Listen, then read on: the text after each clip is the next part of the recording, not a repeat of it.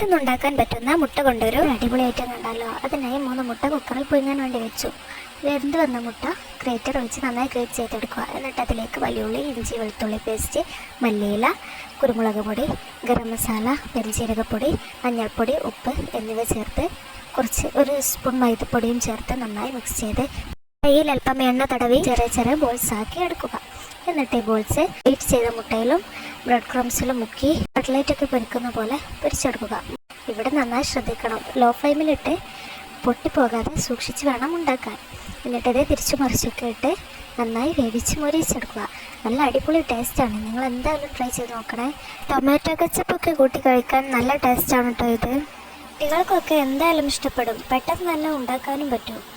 നിങ്ങൾ ട്രൈ ചെയ്ത് feedback അറിയിക്കണേ. Video ഇഷ്ടപ്പെട്ടാൽ നിങ്ങളുടെ ഫ്രണ്ട്സിനെല്ലാം അയച്ചു കൊടുത്ത് ചാനൽ സബ്സ്ക്രൈബ് ചെയ്യണേ. അപ്പോൾ ഓക്കെ, ബൈ, താങ്ക് യു.